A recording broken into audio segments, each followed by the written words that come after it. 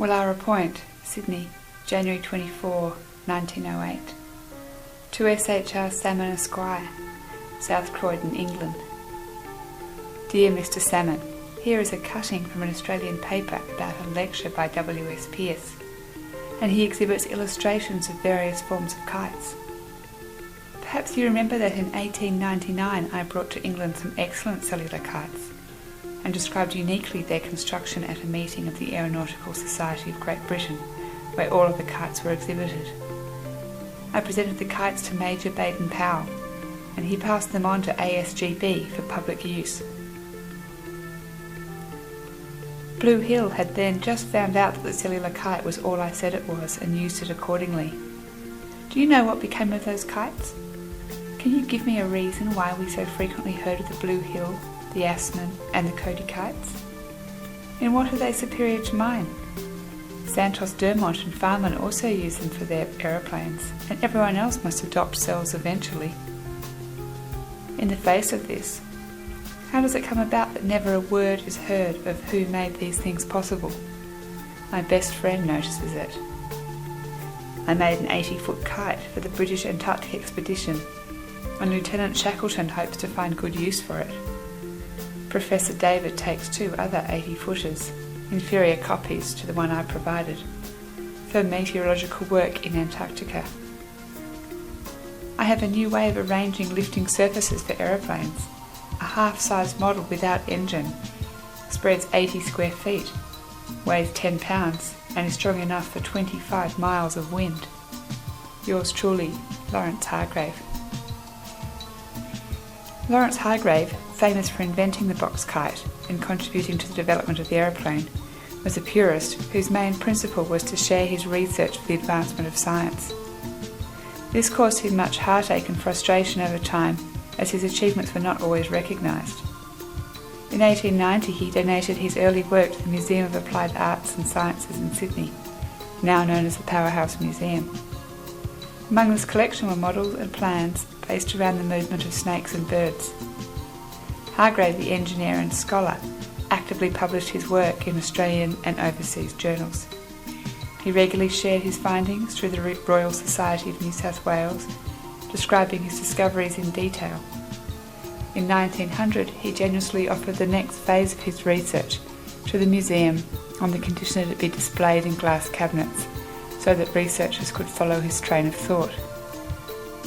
In a personally devastating blow to the pioneer, the museum declined his offer as they could not afford to showcase his work as he saw fit. Hargrave spent the following 8 years finding a home for his work, and finally 72 models were sent to the Deutsche Museum in Munich. Mapping the cultural institutions that celebrate Lawrence Hargrave's work helps build a picture of the man whose life is very much set within the Republic of Letters.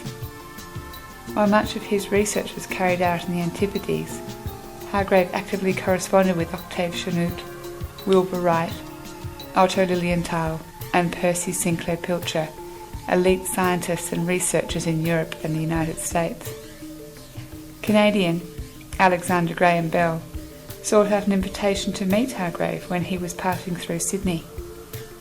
No doubt they discussed the gigantic passenger-carrying tetradrail-celled kite Graham Bell was working on that used Hargrave's box kite as its foundation. The museum's decision not to house Hargrave's life work seemed to affect public opinion, and Hargrave became very bitter. Ruth Park wrote in the Companion Guide to Sydney in 1973, "He was a charming, rather absent-minded man, the crank with a kite. This English immigrant was fascinated by the flight of both birds and kites. He either had no business sense, or was one of those noble souls who believe that science, like music, hath no boundaries. For when Wilbur Wright contacted him in 1900 about the use of his aircraft models, he told the American inventor that he had no patents, and his aeronautical discoveries were at the disposal of all." Hargrave's discovery of the cellular kite and his investigations into the superiority of curved-wing surfaces played an important part in the Wright brothers' first powered-controlled flight in 1903, and the first public flight by Santos Dumont in France in 1906. Unfortunately, the Wright brothers deny that they owed anything to Hargrave and never recognised his contributions in their success. The engineer enjoyed working closely with his only son, Geoffrey Lewis Hargrave, as his fellow experimenter. Despite Hargrave being a pacifist, his son fought in World War I. Geoffrey was killed at Gallipoli in May 1915. This terrible news caused Hargrave to become seriously ill, and he died in hospital just 2 months later. He left behind a family confused by public opinion, and it was not until Qantas celebrated the pioneer's success by naming their Boeing Lawrence Hargrave in the 1960s that they realised who their father really was.